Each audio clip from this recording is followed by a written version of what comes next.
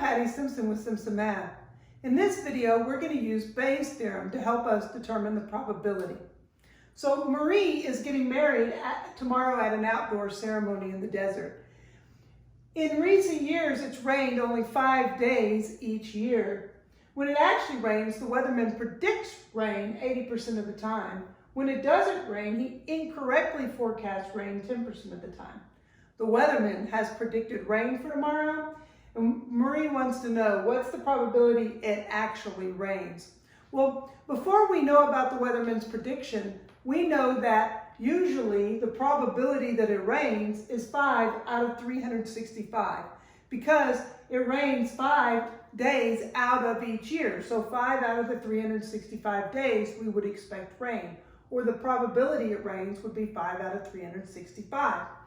But we now have new information. We know now that the weatherman has predicted rain for that. So we can update our thinking. We can update our probability. And that's what Bayes' theorem is all about. Bayes' theorem is a conditional probability. In other words, once we have new information, we can update our thinking. And the formula says all that. It says that we're looking at the probability of event A, it rains, given that the weatherman has predicted rain, given another event, in this case that the weatherman predicted rain.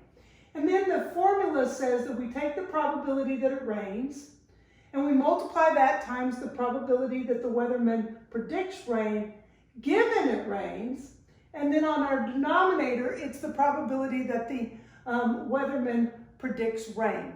Now, I actually find the theorem a little bit more difficult to use than just creating first a two-way table. And then once I have the two-way table, it's really easy to find the probability. Now, we created the two-way table in a previous video, and the link for that is down below.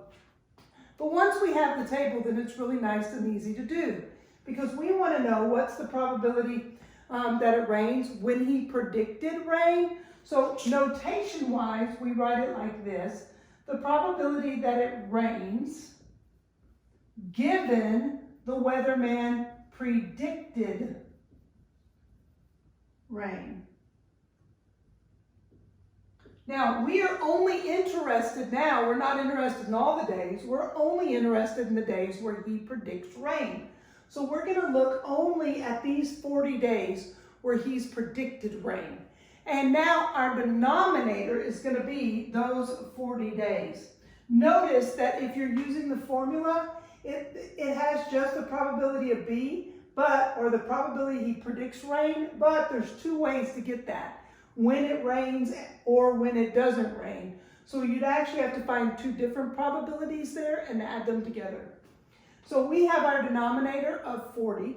Then on top, we have our the probability that it rains. So we want to know how many days does it rain when he predicts rain. So we're only looking here again, and we're looking for those 4 days that it does rain.